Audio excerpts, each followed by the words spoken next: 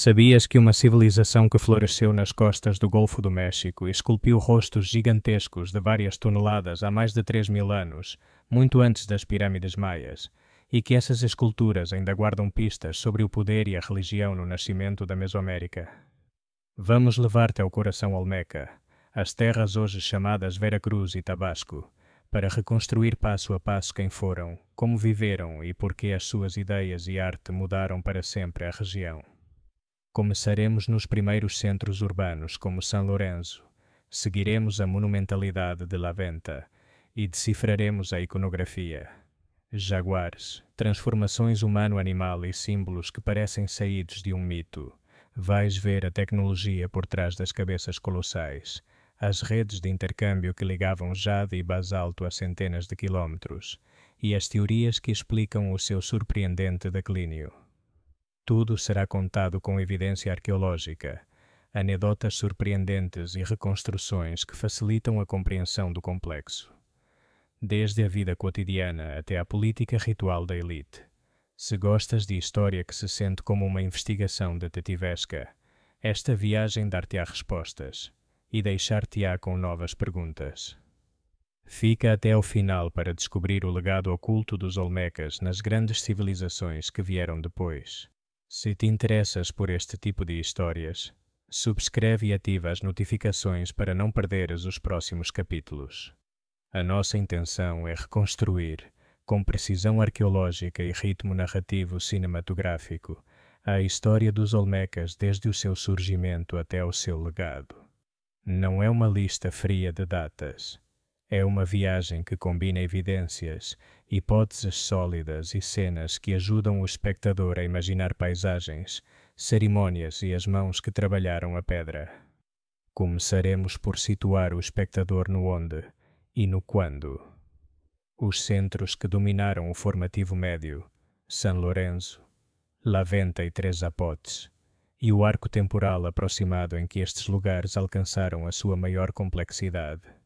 A partir daí, iremos tema por tema: urbanismo e arquitetura, práticas rituais, iconografia e técnica artística, economia e redes de intercâmbio, organização social e as teorias sobre o seu declínio. Cada capítulo responderá a perguntas concretas do público.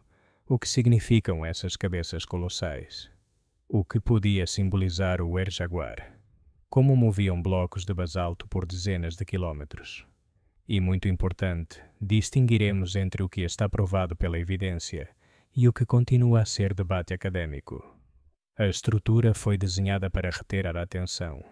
Capítulos breves e potentes, cada um dividido em temas autocontidos que podem ser ouvidos em qualquer ordem sem perder o contexto. Cada segmento incluirá, quando pertinente, uma microanedota arqueológica, dados surpreendentes para cativar nos primeiros segundos, e uma transição que prepara o tema seguinte sem repetir informação.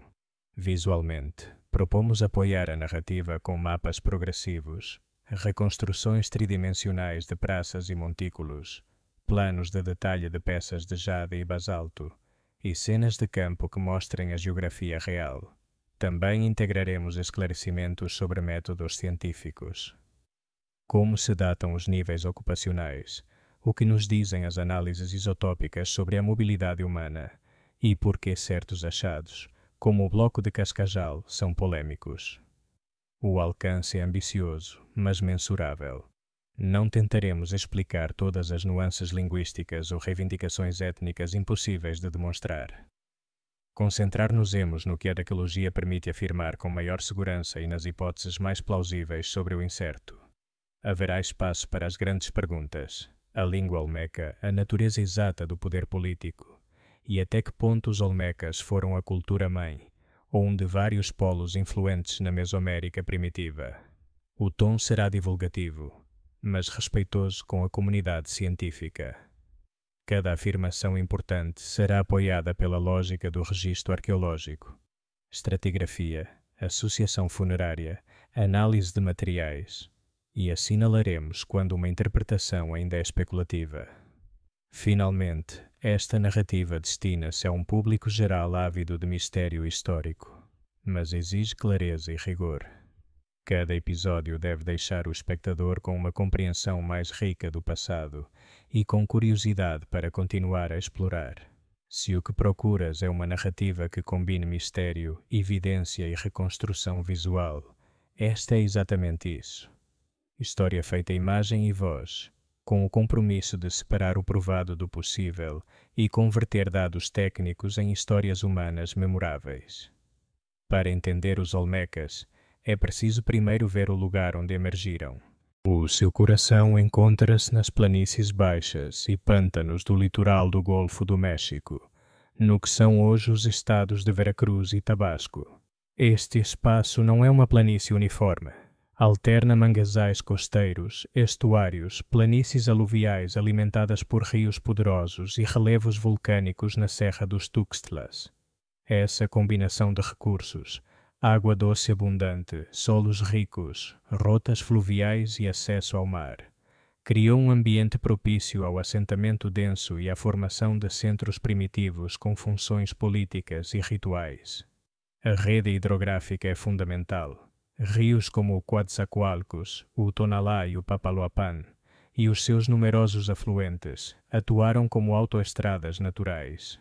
Numa região com vegetação densa e solos difíceis para caminhos terrestres, os barcos de vara e as canoas eram a forma mais eficiente de mover pessoas, alimentos e, sobretudo, materiais pesados, como blocos de basalto provenientes das terras altas dos Tuxtlas. As vias fluviais também facilitaram o intercâmbio. Jade, obsidiana, conchas marinhas e outras matérias-primas circulavam por estas rotas, ligando a costa a regiões mais internas do sudeste mesoamericano, e mais além o clima é tropical, úmido e com chuvas sazonais marcadas. Estas condições favorecem solos aluviais férteis, mas também expõem a população a inundações periódicas e à variabilidade hidrológica. As comunidades olmecas, segundo a evidência arqueológica, desenvolveram um manejo da paisagem que incluía plataformas elevadas, aterros e sistemas elementares de drenagem para proteger praças e estruturas cerimoniais. As zonas pantanosas ofereciam pesca abundante e recursos vegetais, enquanto os terraços e planícies permitiam culturas fundamentais como o milho, imprescindível para sustentar populações urbanas. A presença de vulcões e afloramentos basálticos em Los Tuxtlas é um fator determinante para a monumentalidade olmeca. Grande parte da matéria-prima para as cabeças colossais e outras esculturas proveio de pedreiras relativamente próximas. O desafio era a extração e o transporte de blocos de toneladas. A paisagem vulcânica, além disso, oferecia promontórios e materiais que, culturalmente, poderiam ter sido associados ao sagrado pela sua origem geológica e pelo seu impacto visual no ambiente. Do ponto de vista ecológico, o litoral do Golfo também oferece grandes recursos marinhos, moluscos, peixes e manguezais que sustentavam técnicas de recolha e pesca. A combinação de recursos terrestres e marinhos favoreceu uma economia mista que não dependia exclusivamente da agricultura nos seus primórdios, o que explica a capacidade destes centros para sustentar grandes obras públicas e classes especializadas de artesãos. Finalmente, a geografia explica também por que alguns locais cresceram onde o fizeram.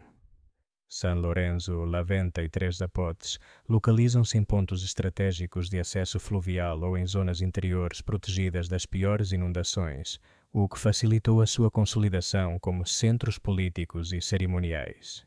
Visualizar esta paisagem, rios como veias, matagais, baixios inundáveis e afloramentos de basalto, é entender a logística por trás da monumentalidade e da vida cotidiana olmeca. Como as pessoas se moviam, como obtinham os recursos e por que a interação com o ambiente foi decisiva na sua história.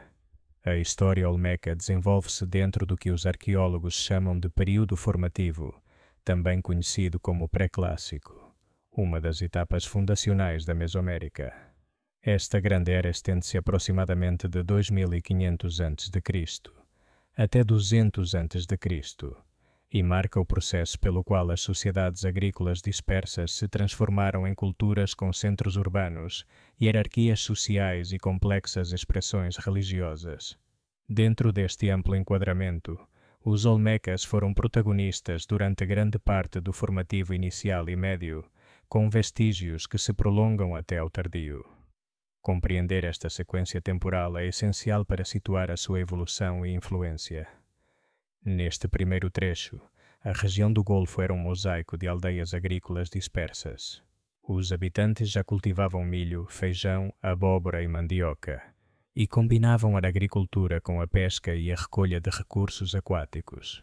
As comunidades permaneciam pequenas, com estruturas sociais relativamente igualitárias, embora algumas começassem a especializar tarefas e a estabelecer vínculos de intercâmbio a longa distância. É nesta fase que começam a emergir as primeiras manifestações de uma identidade cultural partilhada na área olmeca. Estatuetas de cerâmica com traços estilizados, uma incipiente organização ritual e os primeiros montículos artificiais. O sítio de El Manatí, com oferendas de borracha e madeira depositadas numa nascente, sugere rituais de fertilidade e culto à água desde datas tão recuadas como 1600 a.C.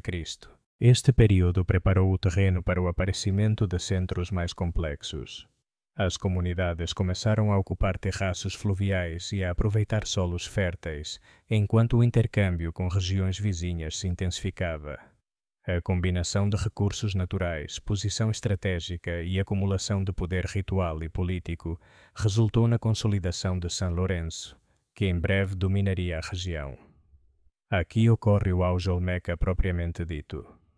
São Lourenço torna-se o primeiro grande centro político e cerimonial da Mesoamérica, ativo entre aproximadamente 1200 e 900 a.C. O seu desenho urbano, com plataformas e drenagens de pedra, demonstra um planeamento surpreendente para a época. A monumentalidade, especialmente as primeiras cabeças colossais, reflete a existência de uma elite capaz de mobilizar recursos humanos e materiais em grande escala. Durante esta fase também aparecem as primeiras evidências claras de uma arte iconográfica coerente. Rostos humanos com traços felinos, figuras sentadas sobre tronos e relevos que expressam autoridade e sacralidade.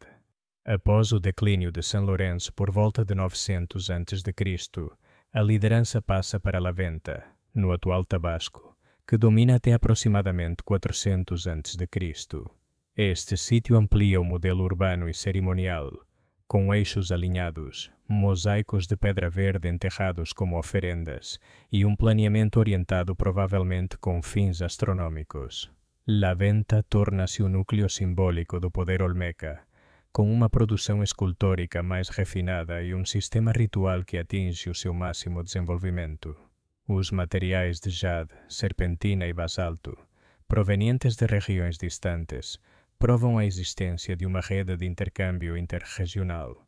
Neste período, consolidam-se as características que definem a civilização olmeca: arte monumental, chefias centralizadas, simbolismo complexo e uma economia diversificada.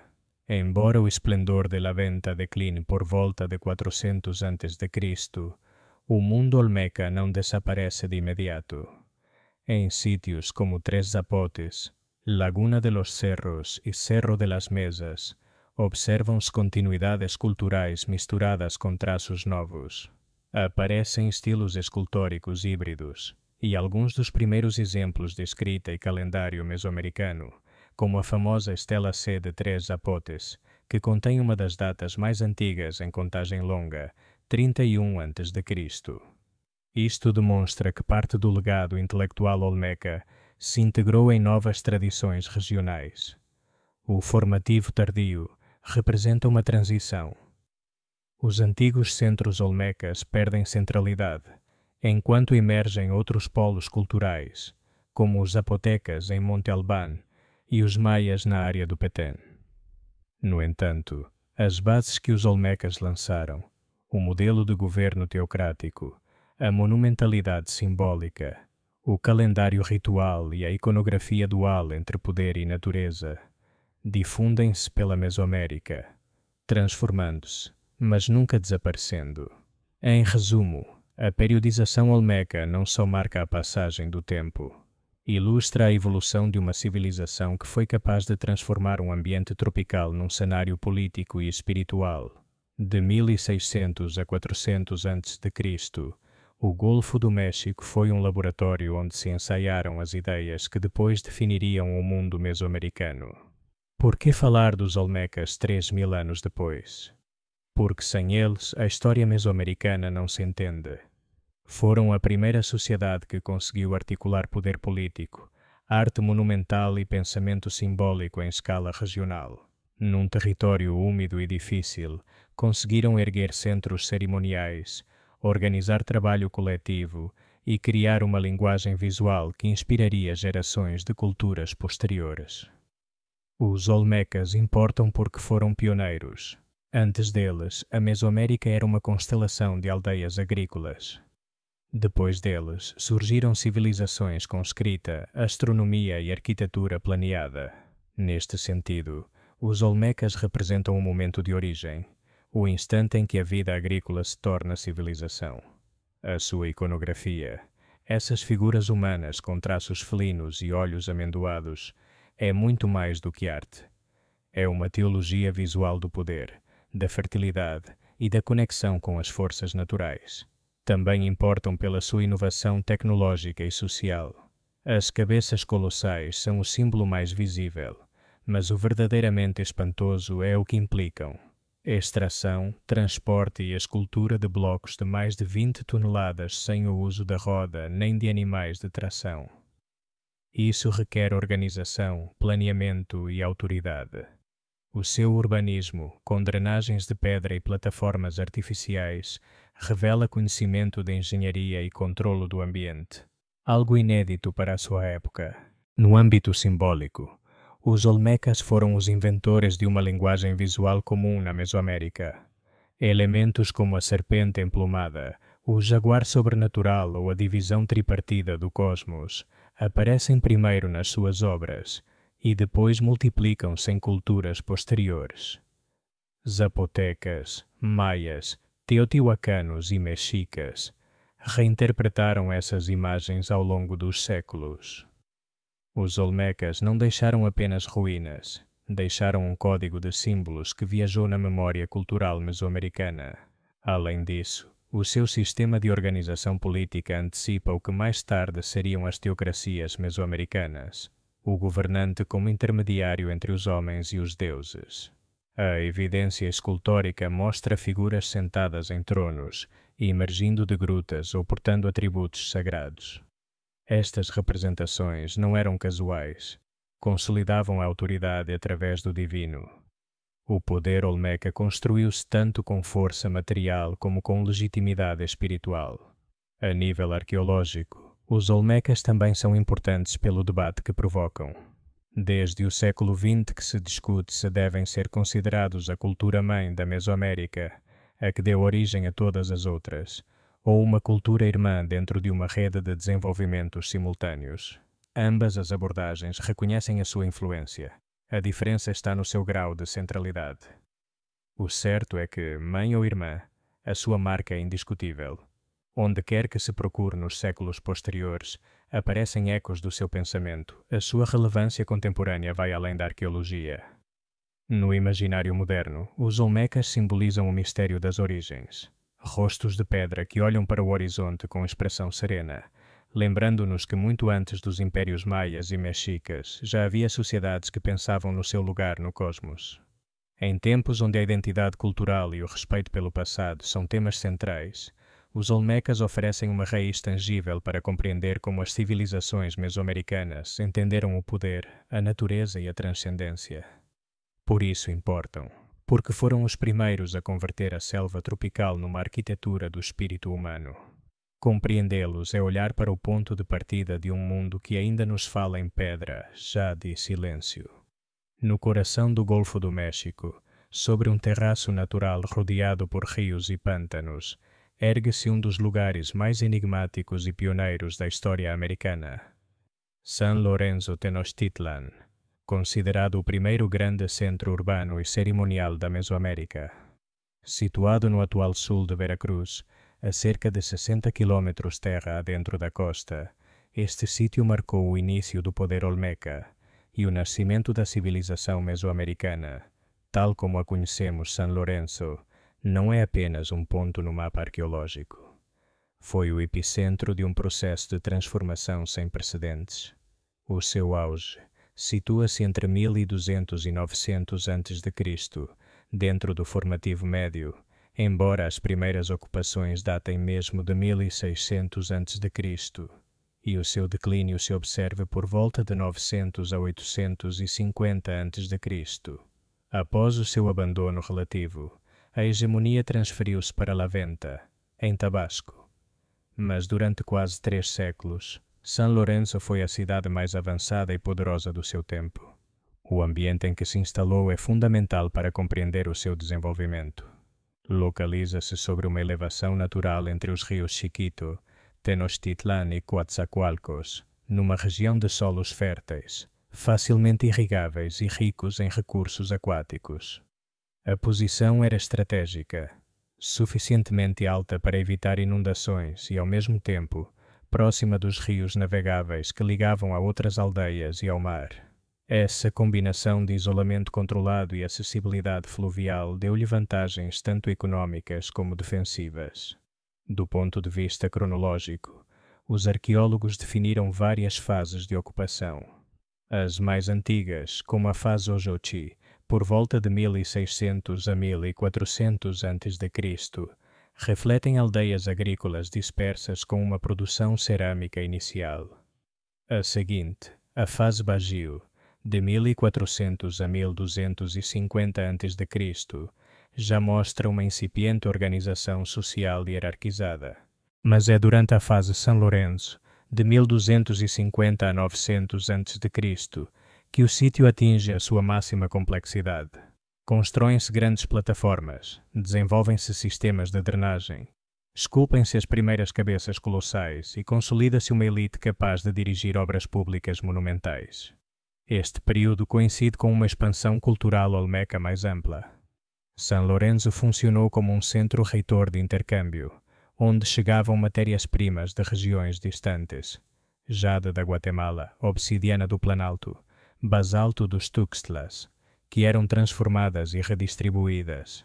A evidência arqueológica sugere que a população total pôde oscilar entre 5.000 e 10.000 habitantes, um número considerável para a época, e que se estendia por um conjunto de aldeias satélite. O sítio foi redescoberto no século XX. As primeiras escavações sistemáticas começaram na década de 1940, quando o arqueólogo Matthew Stirling identificou as monumentais cabeças de basalto. Desde então, estudos posteriores permitiram entender que San Lorenzo não era apenas um lugar de culto, mas uma cidade planeada. Cronologicamente, San Lorenzo precede todos os grandes centros mesoamericanos conhecidos. Por isso, muitos especialistas consideram-na a primeira cidade da Mesoamérica, onde o poder político e ritual se fundiam numa mesma expressão monumental. A sua cronologia também permite ver como a civilização olmeca evoluiu de estruturas locais para uma influência regional. Durante o seu apogeu, o estilo artístico e as práticas cerimoniais de San Lorenzo expandiram-se, marcando o início de um fenômeno que os arqueólogos denominam Horizonte Olmeca. Por volta de 900 a.C., San Lorenzo começou a declinar. As causas ainda são debatidas. Alguns apontam para mudanças ambientais, outros sugerem conflitos internos. O certo é que, embora o seu esplendor tenha terminado, o modelo que representou, uma cidade centralizada, monumental e ritual, lançou as bases para tudo o que viria depois na Mesoamérica.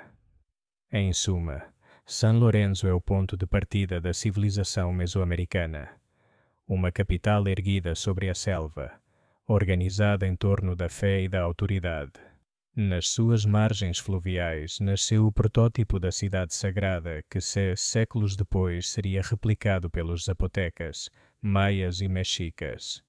Quando os arqueólogos descrevem San Lorenzo, insistem num facto espantoso. Há mais de 3.000 anos, os seus construtores transformaram uma paisagem natural numa cidade artificial. O que hoje parece uma colina erodida foi, na sua época, uma complexa rede de plataformas elevadas, montículos cerimoniais, praças e canais de drenagem cuidadosamente desenhados. O urbanismo olmeca, nascido em São Lourenço, revela uma compreensão técnica e simbólica do espaço excepcional para o seu tempo. O núcleo principal da cidade encontrava-se sobre um terraço natural elevado cerca de 50 metros sobre a planície circundante. Essa base foi modificada artificialmente, criando uma plataforma central de mais de 500 hectares. Ali distribuíam-se montículos que serviam de base para templos ou residências de elite, bem como praças abertas para cerimônias coletivas. Cada nível do terreno parecia responder a uma hierarquia social. Uma das características mais surpreendentes é o seu sistema de drenagem de pedra esculpida, o mais antigo conhecido na América. Consiste em canais de blocos de basalto montados como tubagens. Estes drenos cumpriam funções práticas, evitar inundações, mas também se acredita que tinham um significado ritual. O urbanismo de São Lourenço revela um planeamento centralizado. A orientação das plataformas e montículos, muitos com alinhamentos aproximados norte-sul, possivelmente relacionava-se com observações astronómicas. As praças principais serviam de cenários cerimoniais onde se erguiam estelas e altares, entre eles os chamados altares-tronos, blocos maciços com figuras de governantes emergindo de portais, representando o poder de ligar o mundo humano ao submundo. Mover tais volumes de pedra e terra exigiu uma coordenação laboral extraordinária. Os blocos de basalto provinham dos vulcões dos Tuxtlas, situados a mais de 60 quilómetros, sem animais de carga nem a roda. O transporte foi feito através de trenós, rolos e balsas fluviais. O simples facto de transladar uma cabeça colossal, que podia pesar até 20 toneladas, implicava o trabalho organizado de centenas de pessoas. As plataformas eram de terra batida com revestimentos de argila, por vezes pintadas. Alguns montículos atingiam mais de 30 metros de altura, e a sua forma piramidal primitiva inspiraria as posteriores pirâmides mesoamericanas. As escavações revelaram também espaços habitacionais e oficinas onde se trabalhava jade, cerâmica e pedra, confirmando que São Lourenço era uma comunidade viva. A escala e complexidade das obras públicas indicam uma sociedade hierárquica e tecnologicamente avançada. O urbanismo tinha, além disso, um componente ideológico. A cidade não só se construía para viver, mas para representar a ordem cósmica. As elevações artificiais podiam simbolizar montanhas sagradas. Hoje, ao percorrer São Lourenço, vêem-se colinas cobertas de vegetação, mas sob essa aparência natural esconde-se a engenharia de uma civilização que dominou a sua paisagem. Foi ali que a Mesoamérica aprendeu pela primeira vez a construir cidades que combinavam função, arte e espiritualidade. Se há algo que distingue São Lourenço é o seu domínio dos materiais. A engenharia olmeca foi uma proeza técnica, o uso inteligente do basalto, a pedra mais emblemática do seu legado. O basalto não se encontra em São Lourenço. As suas pedreiras mais próximas estão na Serra dos Tuxtlas, a mais de 60 quilómetros. Isto significa que cada escultura teve de ser transportada através de rios, pântanos e selvas. Imaginar mover blocos de mais de 10, 15 ou mesmo 20 toneladas sem animais de carga, rodas ou ferramentas metálicas dimensiona o seu feito. Os arqueólogos propuseram que os olmecas cortavam os blocos usando martelos de pedra e cunhas de madeira, transportando-os em balsas através do sistema fluvial e arrastando-os por terra com cordas e trenós. O esforço requeria uma coordenação comunal imensa, com centenas de trabalhadores organizados. A logística, mais do que a ferramenta, era a tecnologia. O talho do basalto revela outro nível de sofisticação. Sem metais, os escultores usaram martelos de pedra e abrasivos, polindo as superfícies com areia e água até alcançarem um brilho surpreendente. Além do basalto, os olmecas dominaram a argila, a obsidiana, o jade e a serpentina. Cada um tinha um uso ritual ou funcional. O jade e a serpentina, trazidos das terras altas da Guatemala, eram materiais sagrados, símbolos de fertilidade e poder, restritos à elite. As escavações em São Lourenço identificaram oficinas artesanais distribuídas em zonas específicas, demonstrando a existência de uma economia dirigida por especialistas. O manejo dos materiais não se limitava ao prático. Para os olmecas, a matéria tinha alma. O basalto não era só pedra, era um corpo dotado de energia. O ato de extrair, transportar e esculpir era também um ritual. O uso da cor reforça essa dimensão simbólica. Há evidências de que muitas esculturas foram pintadas com pigmentos vermelhos, negros ou amarelos, integrando-as num sistema cosmológico complexo. Em conjunto, o domínio olmeca dos materiais foi tanto técnico como espiritual. Transformaram a pedra em símbolo, a argila em cidade e a engenharia em arte. Se São Lourenço foi o coração da civilização olmeca, as suas esculturas são o seu rosto imortal. Nenhuma imagem simboliza melhor a genialidade e a força deste povo do que as cabeças colossais. Rostos de governantes esculpidos em blocos de basalto que atingem até 3 metros de altura e pesam dezenas de toneladas. Até hoje, foram encontradas 10 cabeças colossais em São Lourenço, todas distintas. Cada uma mostra um rosto individualizado, com traços realistas. Alguns usam capacetes decorados, possivelmente identificando cada governante. O detalhe é tal que se consideram retratos personalizados dos reis olmecas. O propósito destas esculturas tem sido objeto de debate. Alguns interpretam-nas como representações comemorativas, outros como guardiões simbólicos. Seja qual for a sua função, as cabeças colossais projetam autoridade. Para além das cabeças, outro conjunto fundamental são os altares-tronos. Um dos mais célebres mostra uma personagem a emergir de uma cavidade em forma de gruta, segurando uma criança, imagem interpretada como um mito de origem ou um rito de entronização.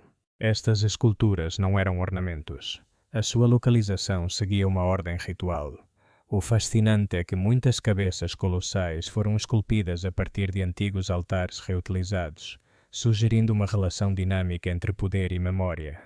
Quando uma dinastia terminava, as esculturas anteriores podiam ser transformadas. Visualmente, as esculturas de São Lourenço têm uma força que transcende o tempo. Nos seus rostos há humanidade. São homens convertidos em símbolos sagrados. O estilo escultórico olmeca, arredondado, sólido, monumental, marcaria a pauta para toda a arte mesoamericana posterior. As figuras de jaguar e as bocas entreabertas reapareceriam séculos depois. De alguma forma, as cabeças colossais são os primeiros retratos do poder na América. Cada um destes monólitos resume a essência do mundo olmeca, a união entre o homem, a natureza e o sagrado. Neles, a pedra humaniza-se e o governante eterniza-se. 3.000 anos depois, continuam a olhar para nós com o mesmo silêncio imponente. Durante o seu máximo esplendor, entre os anos 1200 e 900 a.C., São Lourenço não foi apenas uma cidade, foi o coração pulsante da civilização olmeca, uma capital que articulou uma vasta rede de aldeias, oficinas e rotas comerciais. A organização política pode ser imaginada como uma confederação hierárquica, encabeçada por uma elite sacerdotal e governante. No topo, encontrava-se o Senhor Sagrado, que concentrava autoridade política e poder espiritual, sendo considerado um intermediário entre os homens e os deuses. À sua volta, um grupo de nobres e sacerdotes controlava os recursos. Para além do núcleo urbano, estendia-se uma rede de povos dependentes, que contribuíam com produtos agrícolas e mão de obra em troca de proteção e prestígio. São Lourenço atuava como um centro redistributivo, concentrando e transformando recursos de toda a região. A base econômica foi a agricultura, particularmente o cultivo do milho. Nas férteis terras aluviais, eram possíveis várias colheitas por ano. Os olmecas desenvolveram técnicas de cultivo em solos úmidos, construindo canais e terraços. Esse excedente agrícola permitia libertar parte da população para atividades especializadas, escultores, artesãos, sacerdotes. O controle da água também tinha um valor simbólico e político, representando o poder do governante sobre a natureza. Além da sua autossuficiência agrícola, São Lourenço prosperou como um nó comercial. Desde a sua posição estratégica, tornou-se um ponto de conexão entre diferentes regiões. Através de rotas fluviais, trocavam-se bens com comunidades do Planalto Central e das terras altas da Guatemala. Chegavam matérias-primas valiosas como jade e obsidiana. Em troca, os olmecas exportavam produtos manufaturados e, mais importante, ideias e símbolos. Este comércio não era puramente econômico, mas também cultural e religioso. O estilo olmeca começou a aparecer em regiões distantes, indicando um intercâmbio entre elites. São Lourenço era o eixo desse sistema de intercâmbios simbólicos, irradiando ideologia e poder. O modelo econômico pode ser entendido como um sistema redistributivo teocrático. Os agricultores entregavam parte da sua produção ao centro. Os governantes armazenavam e devolviam esses bens em festividades. Este fluxo reforçava a dependência em relação à elite. A urbanização não teria sido possível sem uma organização laboral eficiente. A construção de plataformas e montículos exigia a mobilização de milhares de toneladas de terra. O trabalho coletivo parece ter sido sustentado pela religião, com as obras públicas a serem realizadas como atos rituais. Havia também uma clara divisão do trabalho, com bairros de artesãos especializados. O poder político de São Lourenço não se sustentava apenas na economia, mas na ideologia religiosa. O governante era uma figura sagrada, mediador entre os deuses e o povo.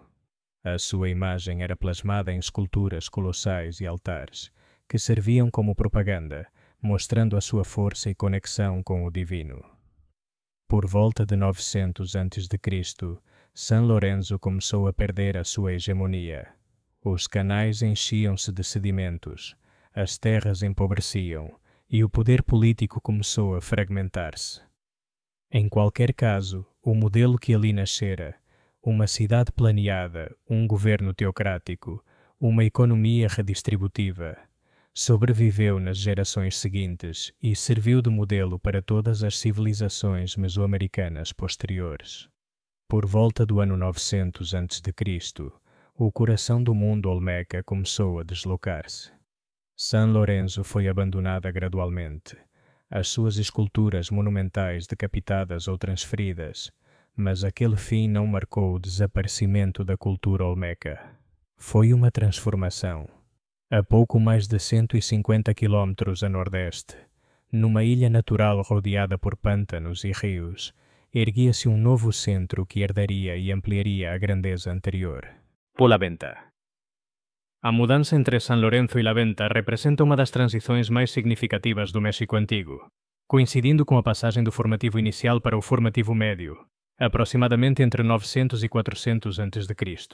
Neste período, os olmecas experimentaram transformações políticas e sociais. O poder concentrou-se em novas elites, mais ritualizadas, com um controlo simbólico mais forte. A arquitetura tornou-se mais planeada e a arte adquiriu uma clara função ideológica. A escolha de La Venta não foi casual. A sua localização oferecia vantagens estratégicas e simbólicas. O sítio erguia-se sobre uma ligeira elevação, o que o convertia numa espécie de ilha sagrada. A partir daí, os olmecas podiam controlar rotas de intercâmbio. Essa ligação entre terra e água tinha também um valor espiritual. As evidências arqueológicas sugerem que a transição não foi abrupta, mas uma reconfiguração progressiva do poder. Alguns dos mesmos linhagens provavelmente migraram para o novo centro, levando consigo técnicas e tradições. A continuidade cultural percebe-se nos estilos artísticos e nos materiais. No entanto, La Venta não foi uma simples herdeira. Representou um salto qualitativo. Enquanto São Lourenço se distinguia pela sua engenharia prática, La Venta foi concebida como uma paisagem ritual total, onde cada elemento obedecia a uma lógica simbólica. Se São Lourenço foi a experiência política, La Venta foi a culminação teocrática do poder olmeca. A expansão de La Venta coincidiu com a intensificação do comércio interregional. Bens de prestígio fluíam de para regiões distantes, consolidando a sua posição como centro hegemônico. Entre os séculos 8 e 6 a.C., La Venta atingiu o seu apogeu. A sua população cresceu e os monumentos multiplicaram-se, tornando-se o modelo de uma nova forma de autoridade sagrada, cujos símbolos seriam adotados por civilizações posteriores. Nesse sentido, a transição de São Lourenço para La Venta foi o passo do poder humano para o poder divinizado no pensamento mesoamericano. La Venta não foi uma cidade qualquer. O seu desenho urbano respondeu a um planeamento consciente, carregado de simbolismo cósmico. O conjunto central, orientado aproximadamente 8 graus a oeste do norte, revelava uma intenção astronômica. No coração de La Venta, erguia-se um grande eixo cerimonial, com mais de 1 quilômetro de comprimento, que atuava como espinha dorsal do assentamento. Na sua extremidade norte, encontrava-se o Complexo A, uma série de pátios onde foram encontrados mosaicos de jade, enterrados intencionalmente como ofrendas. O elemento mais imponente era o Montículo C, uma colina artificial com cerca de 30 metros de altura, cuja silhueta cônica foi interpretada como uma representação da montanha sagrada, o Axis Mundi. Esta forma simbólica reapareceria séculos depois nas pirâmides de Teotihuacan e dos Maias. As praças adjacentes teriam servido para cerimônias públicas. O mais notável do desenho de La Venta é a integração do natural e do construído. O sítio erguia-se sobre uma elevação rodeada por pântanos, e os seus arquitetos aproveitaram essa geografia para reforçar o caráter sagrado do lugar. Outro aspecto distintivo foi o uso de cores e materiais contrastantes. Escavações revelaram pisos com argilas vermelhas, amarelas e brancas. O eixo cerimonial também servia como enquadramento narrativo do poder. Ao longo das suas estruturas, distribuíam-se monumentos escultóricos que atuavam como marcos visuais de autoridade. O grau de planeamento sugere a existência de uma administração centralizada. Mas, para além do controlo político, La Venta encarna uma concepção estética e espiritual que transformou a paisagem natural num cenário cerimonial total. Em conjunto, o desenho de La Venta foi um manifesto em terra e pedra, uma arquitetura que ordenava o cosmos. Se São Lourenço assombrou o mundo antigo, La Venta elevou a expressão artística e simbólica dos olmecas a um nível sem precedentes. Neste sítio, a monumentalidade não se limitou ao tamanho, mas à sua intencionalidade ritual. Um dos elementos mais enigmáticos são os mosaicos de jadeíte, encontrados no complexo. Estas composições geométricas foram enterradas intencionalmente, sugerindo que nunca foram destinadas a ser vistas. Cada mosaico formava uma espécie de máscara, e o seu ocultamento reforça a ideia de que funcionavam como oferendas fundacionais. A monumentalidade expressou-se também através dos tronos ou altares de pedra, blocos maciços de basalto trazidos das montanhas dos Tuxtlas, a mais de 80 quilômetros. Estes altares apresentam cenas de figuras humanas a emergir de nichos ou grutas, representando o renascimento ou a ligação entre o submundo e o mundo terreno. Alguns altares mostram governantes a segurar figuras pequenas, sugerindo rituais de legitimação dinástica. Mas nenhuma manifestação artística de La Venta é tão icônica como as cabeças colossais, as últimas e mais refinadas de todo o período olmeca. Das 17 cabeças monumentais conhecidas, pelo menos 4 provêm de La Venta e mostram um grau de realismo mais apurado. Cada uma pesa entre 8 e 24 toneladas e acredita-se que representam reis individualizados. A sua localização sugere que funcionavam como guardiões simbólicos. Algumas foram enterradas e depois realocadas, o que aponta para ritos de encerramento ou renovação. O trabalho necessário para as esculpir e transportar foi impressionante. Para além da técnica, o que define a monumentalidade de La Venta é o seu caráter ideológico. Estas obras não procuravam apenas impressionar, eram veículos de memória e legitimação. Através delas, Os governantes apresentavam-se como seres liminares, capazes de comunicar com os deuses. Em La Venta, a pedra deixou de ser apenas matéria. Tornou-se uma linguagem do poder, uma forma de narrar o mito e de fixar na paisagem uma teologia visual que sobreviveria séculos depois. Falar dos Olmecas é falar de um povo profundamente ritual. A sua vida, a arquitetura e arte giravam em torno de uma concepção do mundo onde deuses e homens partilhavam um espaço simbólico.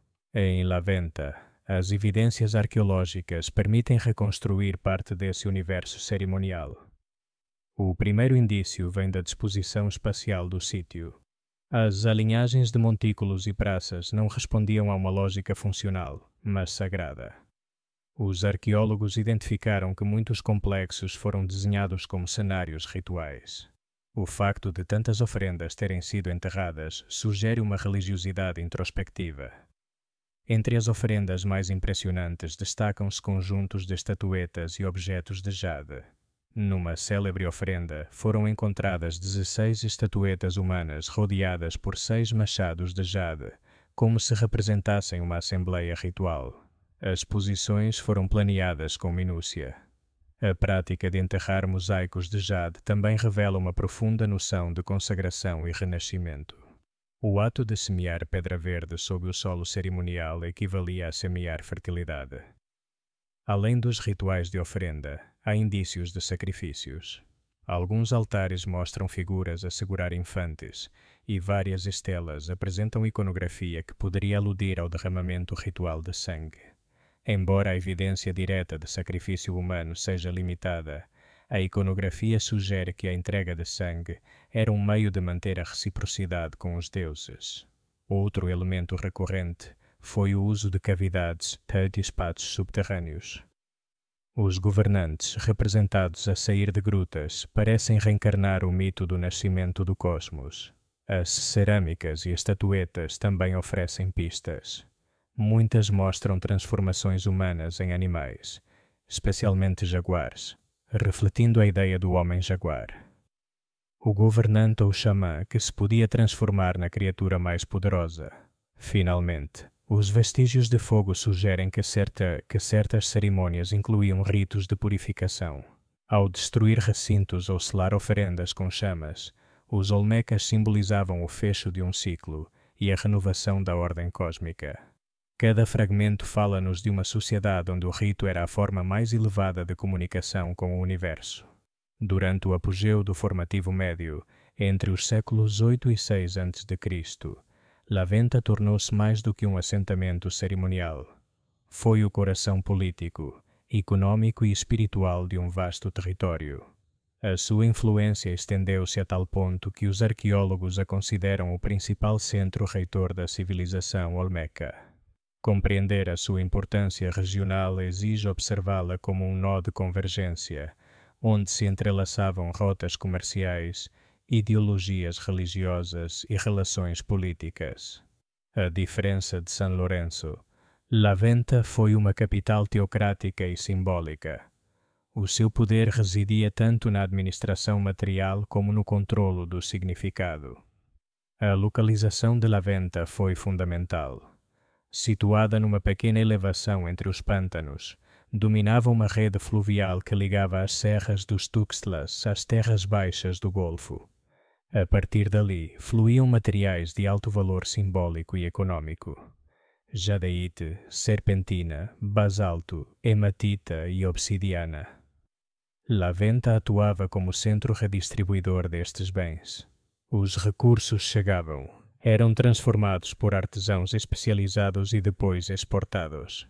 Este sistema gerava uma rede de dependência simbólica. Os povos vizinhos não só comerciavam com La Venta, como também adotavam a sua iconografia e conceitos religiosos. Através destas redes, a influência olmeca chegou a regiões tão distantes como Guerrero e o Vale de Oaxaca. Embora não se tratasse de um império militar, La Venta funcionou como um centro cultural dominante. A verdadeira força de La Venta não residia apenas na sua economia, mas na sua capacidade de produzir ideologia. Na sua arquitetura e escultura, o poder político revestia-se de uma aura sagrada. Os governantes olmecas eram mediadores entre o cosmos e a humanidade. A sua autoridade provinha da sua habilidade para manter o equilíbrio entre os mundos. Cada monumento de Laventa era um manifesto de poder. As estelas, com figuras em atitude ritual, e as imagens do homem-jaguar comunicavam uma mensagem teológica. O governante é a encarnação da ordem divina. Este discurso iconográfico estabeleceu um modelo de realeza sagrada que influenciaria profundamente as civilizações posteriores. Assim, Laventa não foi apenas uma capital territorial, mas um centro de legitimação simbólica. O seu desenho também teve um impacto duradouro. O seu eixo cerimonial, as suas praças e a sua montanha artificial serviram de protótipo urbano para cidades que surgiriam séculos depois. O princípio de organizar o espaço sagrado em torno de uma pirâmide central repetiu-se em Monte Albán, Teotihuacán e nos centros maias. A própria prática de enterrar oferendas fundacionais tornou-se uma constante mesoamericana. Por isso, pode-se dizer que Laventa inaugurou uma maneira de pensar a arquitetura como cosmologia. No plano político, Laventa parece ter liderado uma rede de comunidades satélite. Alguns destes sítios partilhavam traços arquitetônicos, o que indica uma estrutura hierárquica flexível, uma espécie de confederação ritual. Por volta do ano 400 a.C., Laventa começou a declinar. As causas exatas são debatidas. No entanto, a sua influência não desapareceu. Os símbolos e estilos perpetuaram-se noutras regiões. As esculturas de Tres Zapotes, por exemplo, mostram uma transição. Ali apareceu também a célebre Estela C, com uma das primeiras datas da contagem longa mesoamericana, 31 a.C., testemunho de que o legado intelectual olmeca sobreviveu. De facto, muitos dos traços essenciais da civilização mesoamericana têm a sua origem em Laventa. Por isso, os arqueólogos consideram-na o berço do pensamento simbólico mesoamericano. Vista a distância do tempo, Laventa foi tanto um lugar físico como uma ideia estruturante. A sua importância regional não pode ser medida apenas pelos seus monumentos, mas pelo seu papel como centro integrador. Foi o laboratório onde se consolidaram os princípios que definiriam as civilizações posteriores. A arte olmeca não foi apenas uma demonstração de técnica e beleza, mas também uma linguagem carregada de simbolismo e poder. Cada escultura, cada objeto esculpido, refletia uma cosmovisão na qual o humano, o divino e o natural estavam entrelaçados. Para os olmecas, a arte não era decoração. Era uma extensão da ordem sagrada e uma ferramenta política ao serviço das elites governantes. O meio mais representativo da sua arte monumental foi a escultura em pedra, especialmente em basalto, material proveniente das serras dos Tuxtlas, a mais de 60 quilômetros dos principais centros. Esculpir e transportar essas rochas de várias toneladas já implicava um enorme investimento social e logístico. Entre estas obras, as cabeças colossais são as mais emblemáticas. Retratos idealizados, ou talvez divinizados, dos governantes, com traços realistas e toucados distintivos que poderiam ter identificado linhagens ou papéis rituais. A sua presença em praças ou espaços públicos convertia estes monumentos em símbolos de autoridade e permanência. Juntamente com as cabeças, os altares ou tronos representam outro pilar da arte escultórica olmeca. Esculpidos a partir de grandes blocos de basalto, costumavam mostrar figuras humanas emergindo ou sentadas dentro de cavidades, como se saíssem de uma montanha sagrada ou de uma gruta, metáforas do nascimento, da comunicação com o submundo ou do poder de mediar entre mundos. Alguns altares têm relevos que narram cenas de submissão ou entrega, provavelmente alusivas à subordinação de vassalos ou inimigos, reafirmando assim a hierarquia política. Mas a arte olmeca não se limitou à monumentalidade pétrea. No âmbito portátil, destaca-se a ourivesaria simbólica em jade, serpentina e outras pedras verdes, materiais apreciados pela sua cor associada à água, à vegetação e à fertilidade. Estas peças, esculpidas com precisão microscópica, incluem estatuetas humanas, machados votivos e máscaras.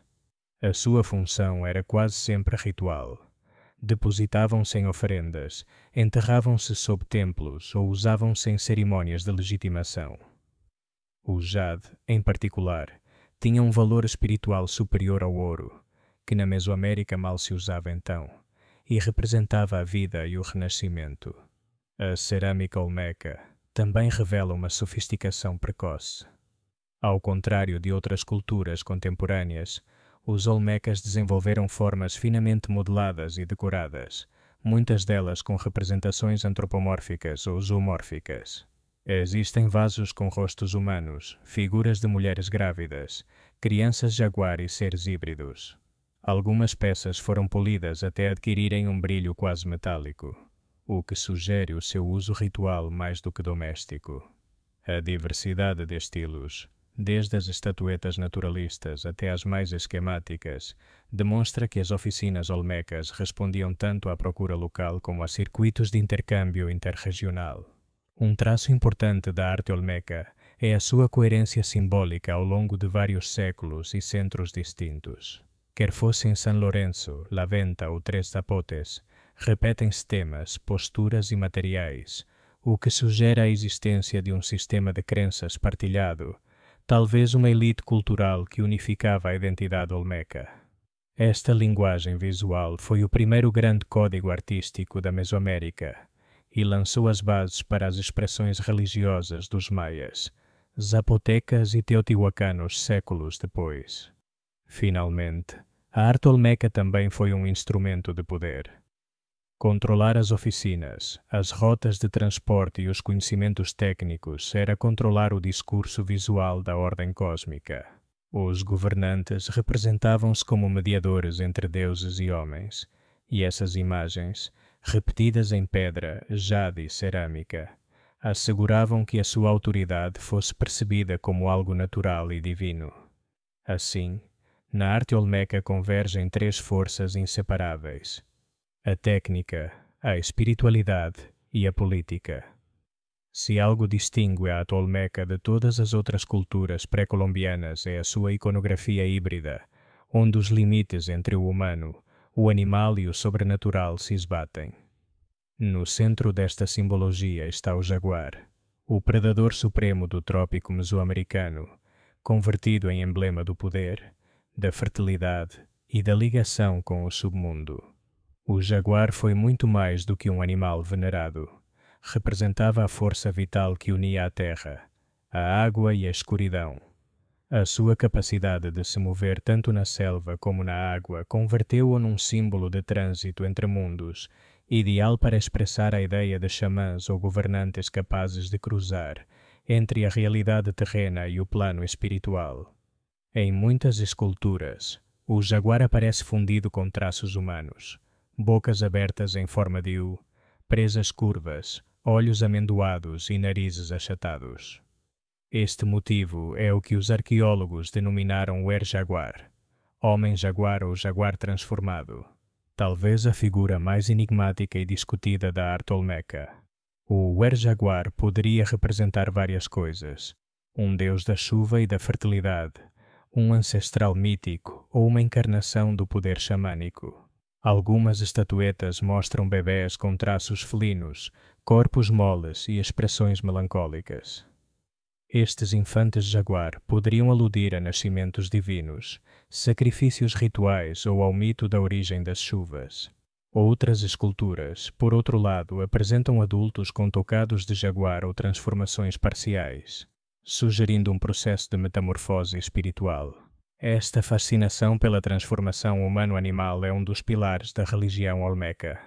Acredita-se que os seus líderes, em cerimônias específicas, encarnavam os deuses através de transes, danças ou uso de máscaras. Em algumas peças de jade, encontraram-se rostos humanos parcialmente cobertos por mandíbulas felinas, como se o indivíduo adotasse a identidade do jaguar. Este motivo não só expressa poder espiritual, mas também domínio político. O governante que se torna jaguar transforma-se no mediador supremo entre os mundos. Juntamente com o jaguar, aparecem outros animais sagrados: a serpente, a águia, o caimão, mas nenhum com tanta presença como este felino. A sua figura repete-se em machados votivos, relevos, mosaicos e esculturas portáteis. Mesmo nos altares, observam-se personagens a emergir de grutas com traços felinos, o que reforça a ideia do jaguar como espírito do submundo e da montanha sagrada.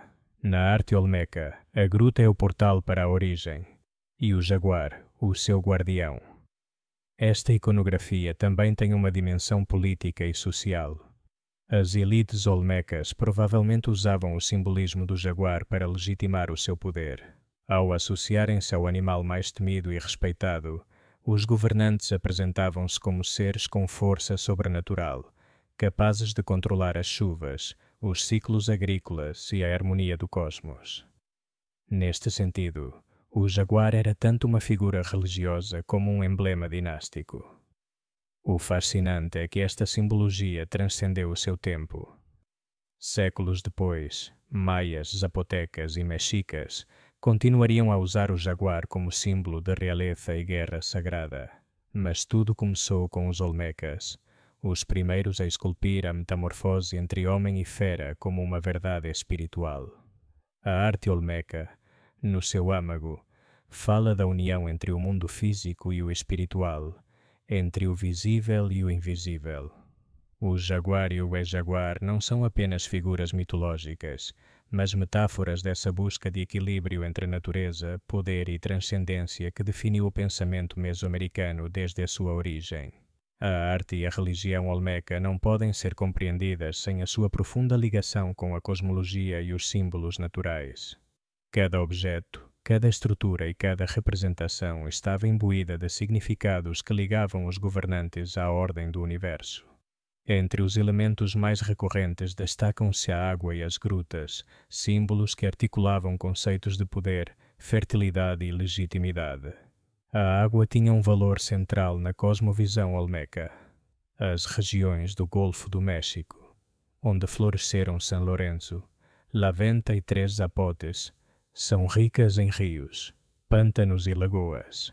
Para os olmecas, estes corpos de água não eram meros recursos naturais. Eram portais para o submundo, espaços liminares onde o humano podia contactar com o divino. Os montículos e praças de La Venta, por exemplo, alinhavam-se frequentemente com rios ou canais artificiais, como se a água rodeasse e protegesse o eixo cerimonial, reforçando o seu caráter sagrado. Além disso, a associação da água com a fertilidade agrícola ligava diretamente a legitimidade do governante à prosperidade do seu povo. Quem controlava os rituais da água, controlava a vida. As grutas, tanto reais como simbolizadas em altares e relevos, representam outro eixo cosmológico.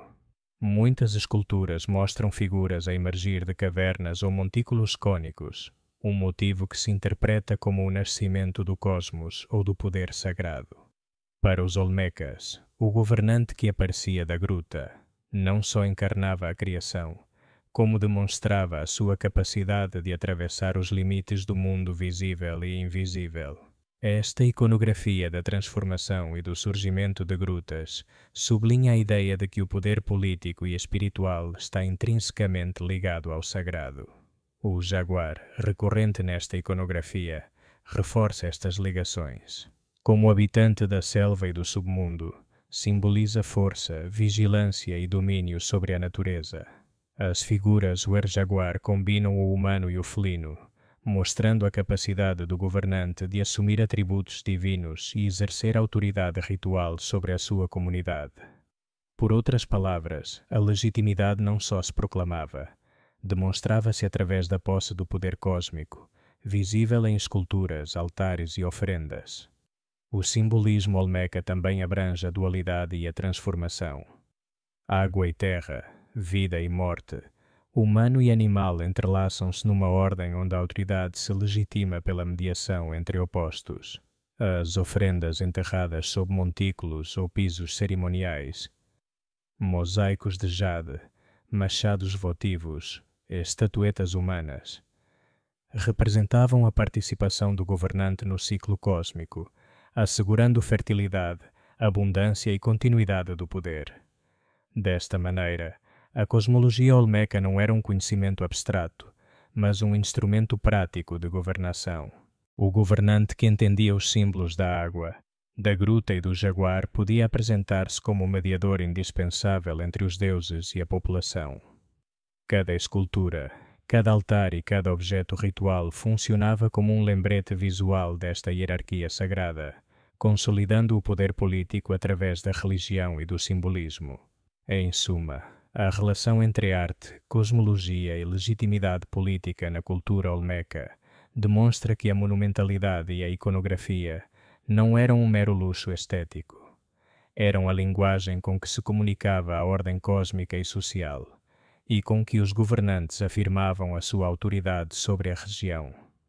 Um achado que amplia a compreensão da cultura olmeca é a Tábua de Cascajal, descoberta em Veracruz e datada aproximadamente entre 900 e 600 a.C. Esta peça de pedra com inscrições gravadas apresenta símbolos repetitivos que alguns arqueólogos interpretam como uma forma primitiva de escrita ou proto-escrita. Embora a interpretação ainda seja objeto de debate, Cascajal evidencia a capacidade dos olmecas de codificar informação e transmiti-la de forma simbólica. Alguns sugerem que estas inscrições poderiam ter servido para registar rituais, genealogias ou propriedade de bens, enquanto outros defendem que são mais provavelmente um sistema ritual ideológico do que um alfabeto formal. O que é claro é que Cascajal reforça a noção dos olmecas como pioneiros intelectuais da Mesoamérica, capazes de combinar arte, religião e comunicação simbólica num complexo sistema cultural. Embora breve, esta menção recorda-nos que a monumentalidade e a iconografia não foram a sua única ferramenta de expressão. A linguagem escrita ou simbólica também estava a emergir no seu horizonte criativo. A arte olmeca não pode ser separada da política nem da religião. Era um veículo direto de legitimação e poder. Cada escultura, altar ou oferenda era desenhada para comunicar mensagens precisas sobre a autoridade dos governantes e a sua ligação com os deuses. Nesse sentido, a monumentalidade e a iconografia funcionam como uma linguagem visual com regras claras, entendida pela comunidade e reforçada pela repetição e pelo ritual. As cabeças colossais são o exemplo mais evidente. Colocadas em praças e eixos cerimoniais, estas esculturas de governantes encapsulavam a sua autoridade de forma literal. A escala imponente e os traços individualizados transmitiam a ideia de força, permanência e legitimidade. Não eram simples retratos. Eram símbolos públicos de poder divinizado, uma afirmação de que quem era representado em pedra tinha controle sobre a comunidade e os rituais que mantinham a ordem cósmica. Os altares ou tronos reforçavam esta narrativa. Cenas de figuras humanas a emergir de grutas ou a segurar objetos rituais expressavam o vínculo direto do governante com a criação e o submundo. Cada baixo relevo mostrava o líder como mediador cósmico, capaz de manter a harmonia entre mundos e assegurar fertilidade, chuva e prosperidade agrícola. Neste sentido, a escultura funcionava como texto visual, compreensível para a população e reforçado através de cerimônias e oferendas. As estatuetas de jade e cerâmica estendiam esta comunicação a contextos mais íntimos ou rituais. Ao serem depositadas em oferendas ou enterradas sob pisos e montículos, estas peças materializavam a autoridade invisível do governante e a sua capacidade de atuar no plano sobrenatural. A escolha do jade, verde como a água e a vegetação, ligava os governantes à vida e à fertilidade, reforçando o seu papel como guardiões do equilíbrio natural. Outro exemplo-chave é a iconografia do jaguar e do wer-jaguar, que combina traços humanos e felinos. Estas imagens não só evocam o sobrenatural, como mostram o governante como capaz de assumir poderes extraordinários. Ao observá-las, a comunidade compreendia que a autoridade não era apenas política, mas sagrada, derivada da capacidade de interagir com forças invisíveis e guardiões do submundo. Mesmo o planeamento urbano de centros como Laventa cumpre um papel comunicativo. O eixo cerimonial, as praças e os montículos não são meros espaços funcionais. São cenários que narram a hierarquia e a cosmovisão. A disposição de monumentos e ofrendas cria uma leitura visual do poder. Cada passo através da praça ou à volta do montículo reforçava a percepção da autoridade do governante e da sua relação com os deuses. Esta linguagem visual era complementada com rituais, procissões e cerimônias. A obra artística não era passiva, era ativada através do movimento, do som e da participação comunitária. Ao presenciar um ritual em frente a um altar ou a uma cabeça colossal, a população experienciava diretamente a presença do poder divinizado. A arte, assim, torna-se uma ferramenta pedagógica e política, ensinando sobre a hierarquia, a cosmologia e a legitimidade dos governantes. O impacto desta comunicação visual transcende a própria arte. As imagens e esculturas olmecas influenciaram gerações posteriores, estabelecendo padrões que seriam replicados por zapotecas, maias e teotihuacanos. A noção de governante como intermediário divino, o uso de símbolos animais e a integração de arquitetura e arte como meio de controlo ideológico têm raízes diretas na prática olmeca. Em conclusão, na cultura olmeca, a arte e a mensagem, ritual e poder. Não existe separação entre o estético e o político. Cada escultura, altar ou estatueta transmite autoridade, reforça a religião e estabelece a legitimidade do governante. Através da sua monumentalidade, iconografia e colocação estratégica, a arte olmeca criou um sistema de comunicação visual que articulava a sociedade, consolidava o poder e ligava o humano ao divino, deixando um legado que marcou a história da Mesoamérica. A economia dos olmecas baseou-se num delicado equilíbrio entre a produção agrícola, a pesca e a gestão dos recursos naturais, permitindo-lhes sustentar populações crescentes e complexas. Estruturas sociais desde São Lourenço até Laventa, compreender como estes povos conseguiram adaptar-se aos pântanos, rios e selvas do Golfo do México é fundamental para entender o seu sucesso e a sua capacidade de organizar sociedades hierárquicas com redes de intercâmbio regional. Na base da sua subsistência estava a agricultura, centrada no chamado trio mesoamericano: milho, feijão e abóbora. O milho constituía o alimento principal, fonte de energia e base de numerosas preparações. A sementeira e o cuidado do milho exigiam conhecimentos de rotação de culturas, fertilização com adubos naturais e manejo da irrigação em terrenos inundáveis. Os olmecas desenvolveram técnicas que aproveitavam as chuvas sazonais e a fertilidade dos solos aluviais dos rios Coatzacoalcos e Tonalá. O feijão complementava a dieta fornecendo proteínas, enquanto a abóbora oferecia vitaminas e sementes nutritivas. Estes cultivos não só asseguravam a alimentação diária, como também serviam de base para festividades e rituais agrícolas, onde o milho era frequentemente associado à fertilidade e aos ciclos cósmicos, reforçando a relação entre subsistência e religião.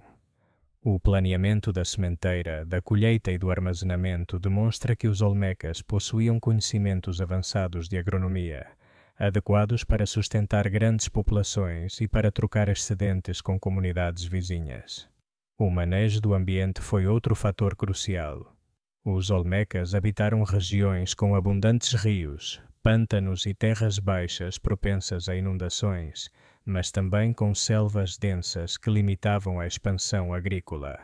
Para superar estas limitações, construíram plataformas elevadas, montículos e canais, estratégias que protegiam os campos da água sazonal e facilitavam a drenagem. Desta maneira, não só mitigavam riscos naturais, como também aumentavam a produtividade, assegurando reservas alimentares para períodos de escassez. A pesca constituiu um complemento vital da dieta. A abundância de rios, estuários e lagoas permitiu a captura de peixes de água doce, camarões, moluscos e outras espécies aquáticas. Os vestígios arqueológicos mostram artefactos como anzóis de pedra, redes, armadilhas e canoas, evidências de um conhecimento profundo dos ciclos biológicos e do comportamento das espécies. A pesca não só assegurava proteínas, como também permitia complementar a dieta e gerar excedentes para o comércio regional. Além disso, os olmecas aproveitaram recursos silvestres, recolhendo frutas, raízes, sementes e madeiras. Plantas como o cacau, o pimentão e o chuchu poderiam ter feito parte do seu repertório alimentar ou cerimonial, embora o seu cultivo intensivo pareça posterior. A combinação de agricultura, pesca e recolha mostra um sistema econômico diversificado e resiliente, capaz de sustentar centros urbanos e manter redes de intercâmbio em grande escala. O manejo do ambiente também tinha um componente ritual e simbólico. Os rios e lagoas não eram apenas recursos, estavam integrados na cosmologia. As inundações sazonais eram vistas como manifestações dos deuses da água e da fertilidade, e o seu controlo através de canais e montículos era interpretado como uma ação que mantinha o equilíbrio entre o mundo humano e o sobrenatural. Esta visão liga diretamente a subsistência à legitimidade política e religiosa, reforçando a autoridade dos governantes que supervisionavam a produção e os rituais associados. Os excedentes de milho, feijão, abóbora e peixe permitiram intercâmbios a longa distância.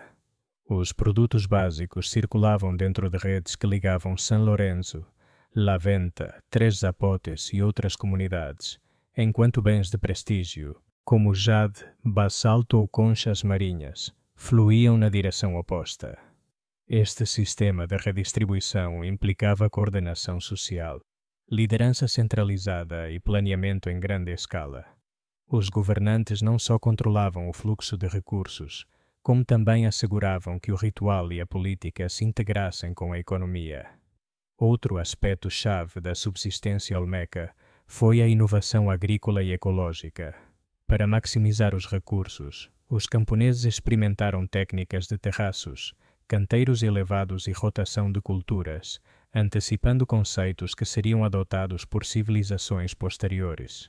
O manejo da água, com canais e pequenas represas, permitiu-lhes garantir colheitas mesmo durante períodos de seca parcial, consolidando a estabilidade social e a capacidade de sustentar grandes centros cerimoniais. Em conjunto, a subsistência olmeca foi o pilar da sua organização social e política. A combinação de agricultura, pesca e manejo do ambiente não só assegurava alimento, como também criava estruturas de poder baseadas no controlo da produção e na redistribuição de recursos. Os governantes podiam usar estes excedentes para reforçar alianças, sustentar rituais monumentais e garantir a coesão da comunidade, consolidando a sua autoridade e a influência do seu centro.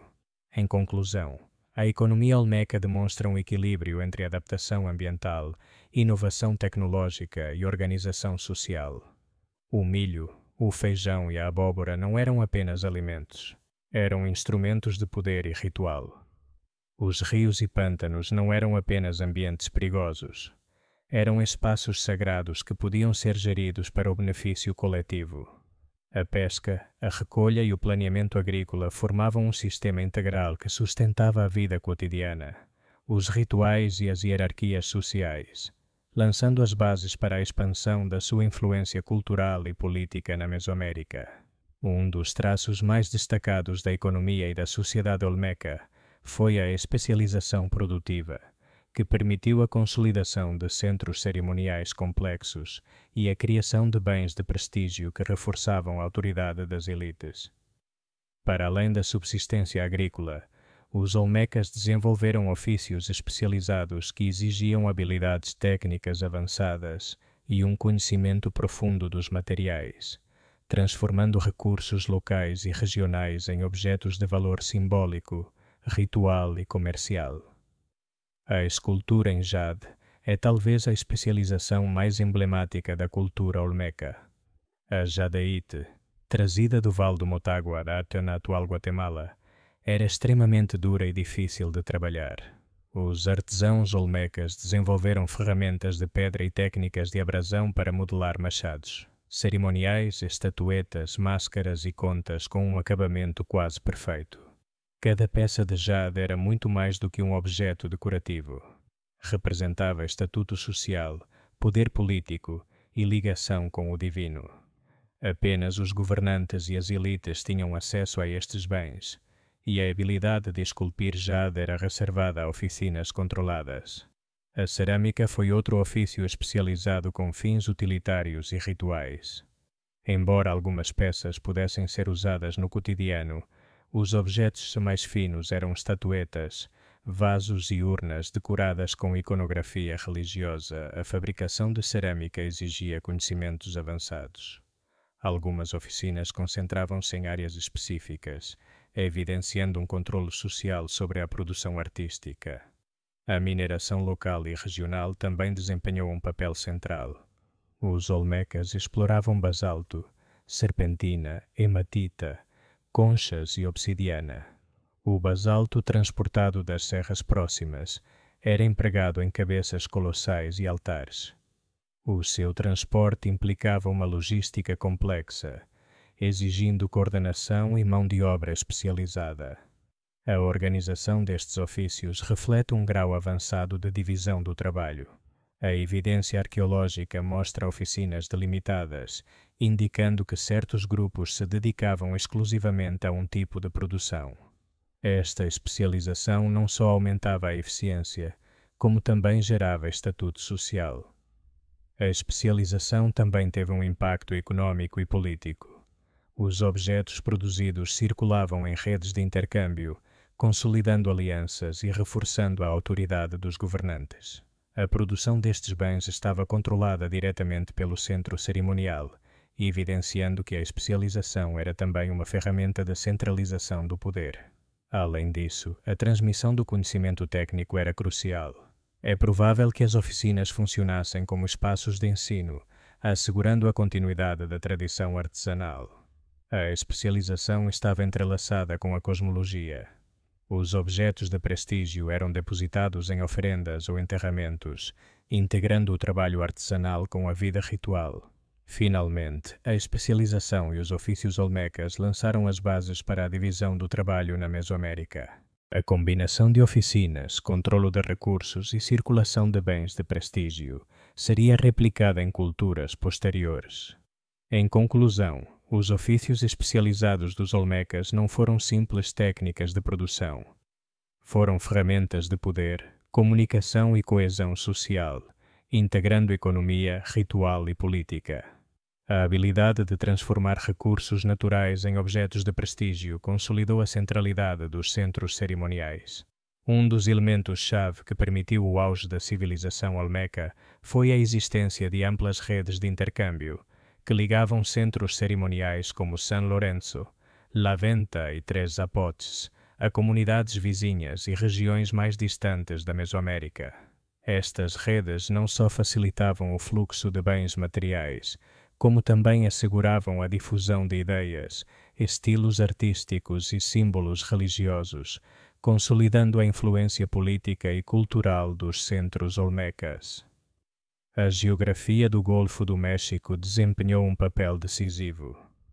Rios caudalosos funcionavam como autoestradas naturais, permitindo o transporte de mercadorias pesadas.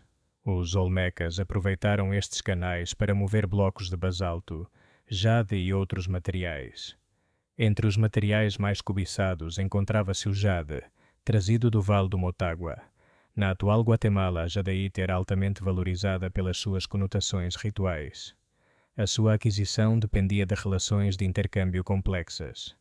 Os objetos de jade produzidos pelas oficinas olmecas eram sinais de prestígio que circulavam para comunidades aliadas. Outro material fundamental foi a obsidiana, proveniente de fontes vulcânicas dos Altos de Chiapas, Puebla e Guerrero. A obsidiana era essencial para a fabricação de ferramentas de corte. A sua presença em sítios do Golfo indica que os olmecas participaram ativamente no comércio de longa distância. O basalto, por sua vez, era utilizado principalmente na construção de cabeças colossais e altares. A mobilização destes materiais implicava uma coordenação comunitária, demonstrando a existência de hierarquias capazes de organizar projetos monumentais. O intercâmbio olmeca não se limitava a materiais pesados ou de luxo. Incluía também produtos agrícolas e conchas marinhas. A combinação de bens locais e materiais exóticos permitiu a criação de um sistema econômico diversificado. A organização destas redes de intercâmbio evidencia um notável grau de planeamento. Os centros olmecas atuavam como nós de redistribuição. Este processo não só garantia a disponibilidade de bens, como também consolidava alianças e hierarquias. A circulação de objetos artísticos funcionava como um instrumento de comunicação simbólica. A evidência arqueológica apoia esta ideia. Em sítios periféricos foram encontrados objetos com estilo olmecoide. Estes achados sugerem que, embora os centros não tivessem controlo militar direto, exerciam uma hegemonia cultural. Além disso, estas redes fomentavam a especialização regional. Comunidades periféricas podiam focar-se na produção de bens locais, enquanto os centros cerimoniais centralizavam os recursos de prestígio. Por último, as rotas de intercâmbio contribuíram para a criação de um sentido de identidade regional. A presença de jade e obsidiana não representava apenas riqueza, mas também um vínculo cultural partilhado. Deste modo, as redes de intercâmbio não eram meramente econômicas, mas funcionavam como fios que teciam a coesão social e a continuidade cultural. Em conclusão, as redes de intercâmbio olmecas foram essenciais para a prosperidade dos seus centros cerimoniais. Os rios facilitaram o transporte, enquanto o jade e a obsidiana ligavam diferentes regiões num sistema de fluxo de bens, ideias e símbolos. Estas redes não só sustentaram a economia, como também consolidaram a autoridade política e a identidade cultural. A organização social da civilização olmeca constitui um dos aspectos mais fascinantes, pois evidencia uma estrutura hierárquica que permitiu a construção de centros cerimoniais monumentais, a especialização de ofícios e a consolidação de redes de intercâmbio em grande escala. Embora não existam registros escritos diretos, a arqueologia forneceu indícios claros da existência de elites, chefias e um controlo centralizado do trabalho. Um dos principais indicadores de hierarquia social encontra-se na monumentalidade arquitetônica e escultórica. Os grandes montículos e cabeças colossais não poderiam ter sido construídos sem uma coordenação laboral massiva, o que sugere a presença de líderes capazes de mobilizar e sustentar o trabalho de centenas, talvez milhares, de pessoas.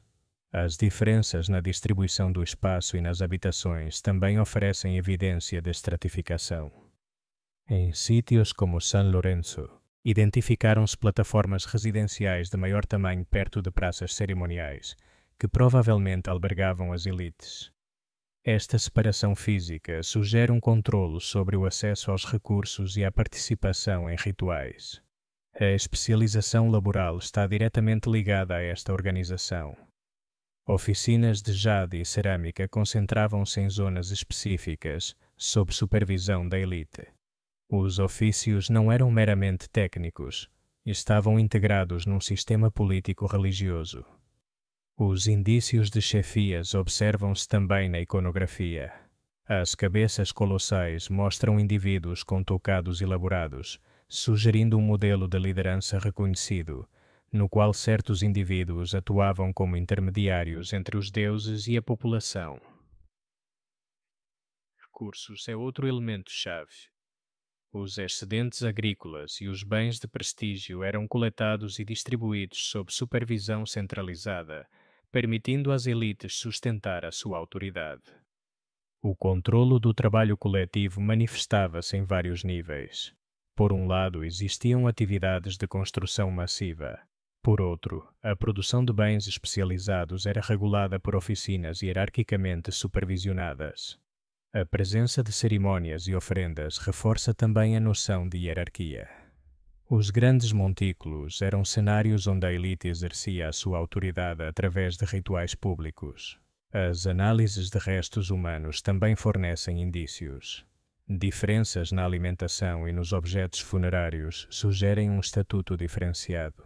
Finalmente, a estrutura social olmeca pode ser entendida como um sistema integrado de chefias, elites e trabalhadores. Os governantes dirigiam a construção, os artesãos produziam bens de prestígio e os trabalhadores agrícolas asseguravam a subsistência. Este sistema hierárquico permitiu que os centros olmecas prosperassem. Em conclusão, a organização social olmeca reflete um equilíbrio sofisticado entre autoridade, controlo do trabalho e hierarquia ritual. A evidência arquitetônica e arqueológica indica que existiam elites reconhecidas. Este modelo não só permitiu a construção de monumentos, como também consolidou a coesão social. Compreender a vida cotidiana dos olmecas implica olhar para além da monumentalidade e dos rituais e mergulhar na experiência diária dos seus habitantes. A arqueologia bioantropológica e os estudos de restos humanos permitiram reconstruir aspectos fundamentais da sua saúde, dieta, mobilidade e organização social. Um dos aspectos mais reveladores é a dieta. A evidência bioarqueológica confirma que a base alimentar era principalmente agrícola, centrada no trio mesoamericano de milho, feijão e abóbora, complementada com recursos aquáticos. O milho era também um alimento ritual. A diversidade de alimentos reflete um conhecimento avançado do ambiente. Os restos humanos também permitem avaliar a saúde geral. Algumas análises mostram sinais de estresse nutricional, mas em geral os indivíduos apresentavam boa saúde. O padrão de desgaste dentário indica uma dieta mista. A mobilidade é outro aspecto que emerge. A comparação isotópica de dentes e ossos permite determinar se os indivíduos migraram. Em sítios olmecas, observa-se que alguns indivíduos não eram locais, o que sugere mobilidade social e geográfica, talvez por casamentos ou pela chegada de artesãos. A bioarqueologia também revela informação sobre a organização social. Diferenças na alimentação e nos bens associados a enterramentos sugerem estratificação. Indivíduos de elite, enterrados com objetos de jade, desfrutavam de dietas mais variadas. Em contraste, a população trabalhadora mostra sinais de maior stress físico.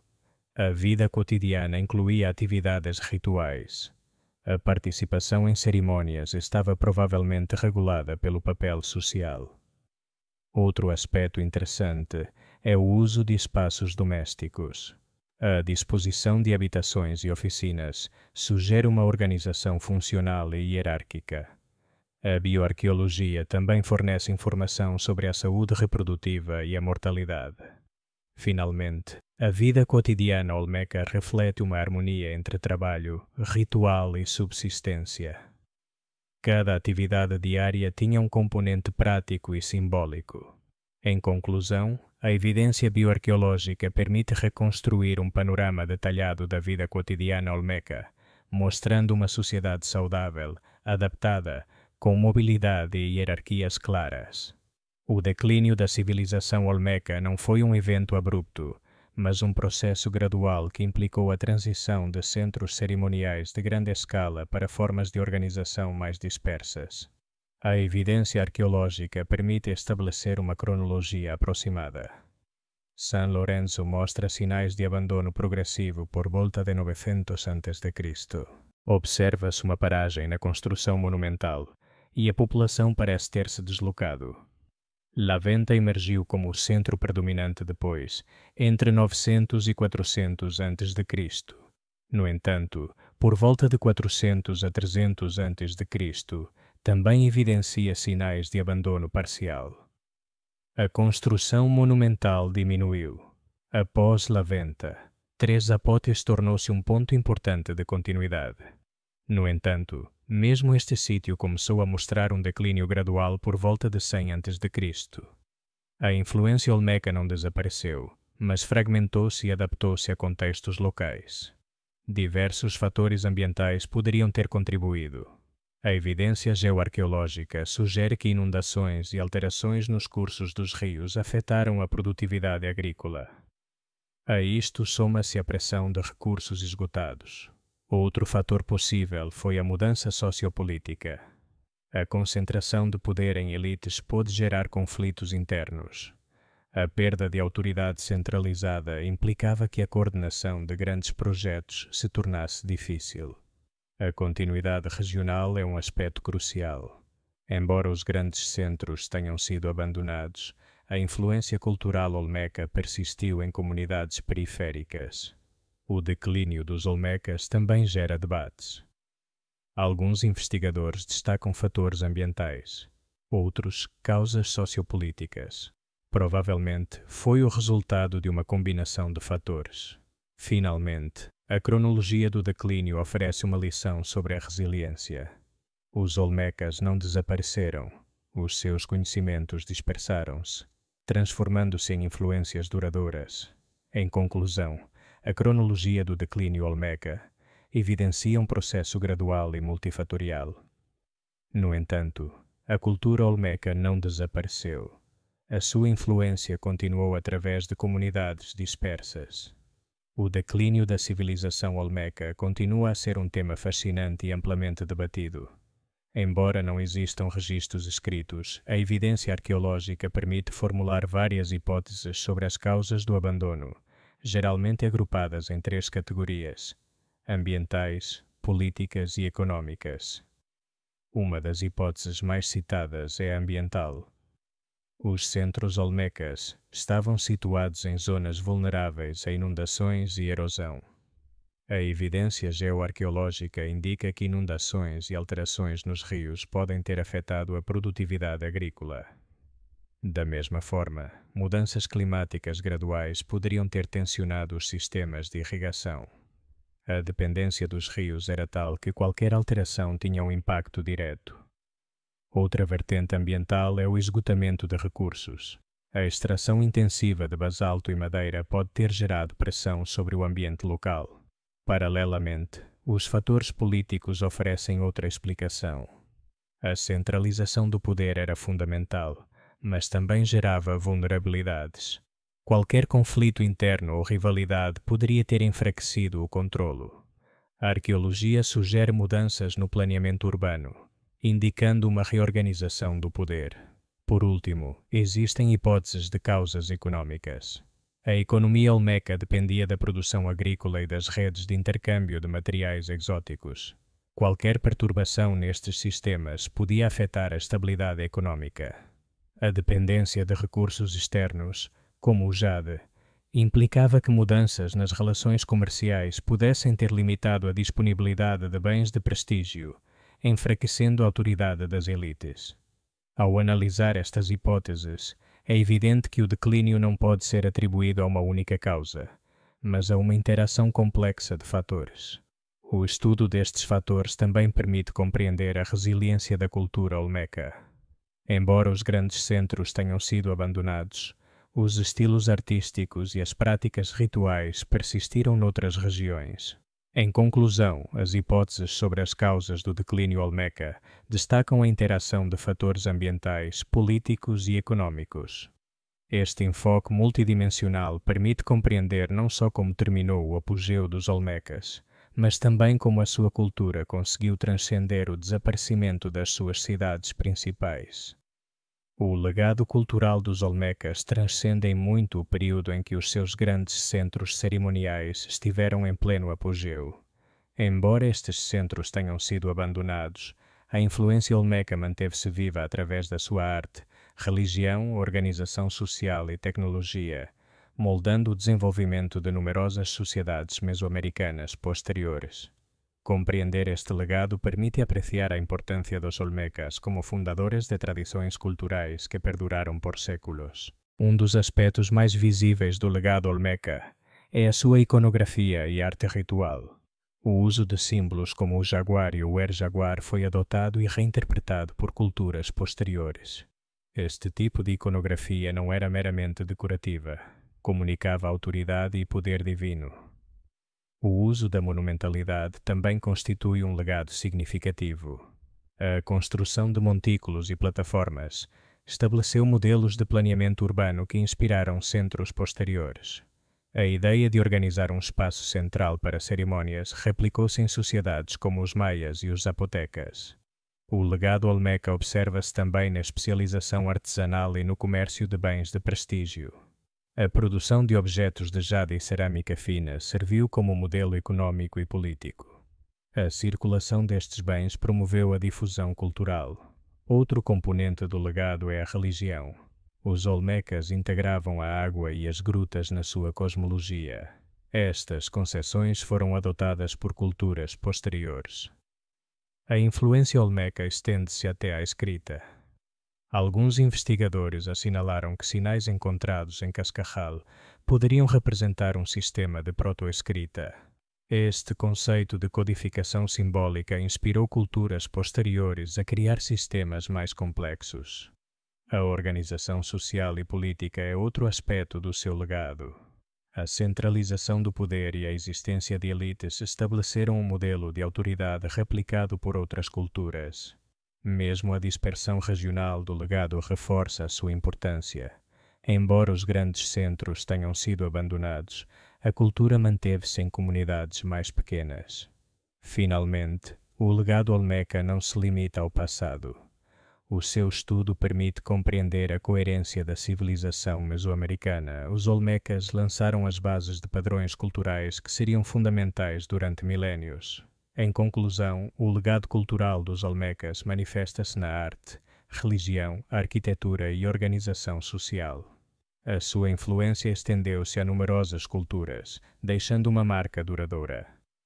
O conceito dos olmecas como a cultura-mãe da Mesoamérica tem sido um tema central na investigação arqueológica desde meados do século XX. Esta ideia sustenta que os olmecas, ao estabelecerem os primeiros centros cerimoniais complexos, exerceram uma influência direta e decisiva sobre as culturas posteriores. No entanto, alguns investigadores propõem um modelo alternativo, o de redes múltiplas, que enfatiza a interação entre várias comunidades e a difusão cultural simultânea. A postura da cultura-mãe baseia-se na observação de que os olmecas desenvolveram primeiro muitos dos elementos distintivos. Monumentos colossais, iconografia como o jaguar e rituais associados à água aparecem primeiro em São Lourenço. E lá venta estas inovações propagaram-se, estabelecendo um modelo que outras culturas seguiram. Outro argumento a favor é o controlo centralizado do trabalho e da produção especializada. No entanto, a abordagem de redes múltiplas desafia esta interpretação linear. Os arqueólogos que apoiam esta perspectiva assinalam que a Mesoamérica era uma região altamente interligada, onde as comunidades partilhavam e adaptavam ideias de forma recíproca. Neste modelo, os olmecas são apenas um de vários atores. A evidência que apoia este modelo inclui a variabilidade regional em estilos artísticos. Embora a iconografia olmeca seja reconhecida, muitas culturas posteriores a reinterpretaram. O debate também se centra na natureza do poder. A hipótese boate da cultura-mãe assume um tipo de liderança cultural, enquanto o modelo de redes múltiplas propõe que a autoridade era negociada entre diferentes comunidades. Ambas as perspectivas contam com evidências sólidas, e muitos arqueólogos contemporâneos propõem uma síntese. Reconhecem que os olmecas foram inovadores, mas enfatizam que o seu legado se difundiu através de redes complexas. O debate tem implicações importantes para como entendemos a história. A noção de cultura-mãe tende a simplificar, enquanto a abordagem de redes múltiplas permite apreciar a riqueza das interações. Em conclusão, o debate cultura-mãe versus redes múltiplas não procura desacreditar a importância olmeca, mas matizá-la. Os olmecas foram pioneiros, mas a sua influência integrou-se em redes mais amplas. O estudo dos olmecas não começou com a arqueologia moderna, mas com explorações e coleções primitivas que, embora pouco sistemáticas, lançaram as bases para o conhecimento atual. As primeiras menções às enormes cabeças de pedra datam do século XIX, quando exploradores e viajantes começaram a documentar achados em Veracruz e Tabasco. No entanto, estas primeiras observações careciam de contexto. A meados do século XX, a arqueologia moderna iniciou investigações sistemáticas. Arqueólogos como Matthew Stirling e Michael Coe realizaram escavações detalhadas, estabelecendo cronologias baseadas em estratigrafia e datação por radiocarbono. Stirling, em particular, foi pioneiro na documentação de São Lourenço na década de 1940. Posteriormente, investigações em Laventa e Três Zapotes ampliaram o conhecimento. Estas escavações não só documentaram monumentos, como também recolheram restos humanos e vegetais, essenciais para reconstruir a dieta e a saúde. Hoje em dia, as técnicas arqueológicas avançaram enormemente. O mapeamento com GPS e LIDAR permite reconstruir não só a disposição dos sítios, mas também as mudanças ecológicas. As análises isotópicas de restos humanos permitem determinar a mobilidade e a dieta. O estudo da arte também se beneficiou de técnicas avançadas, como a espectroscopia. Apesar dos avanços, muitas perguntas continuam em aberto. A natureza da sua organização política continua a ser debatida.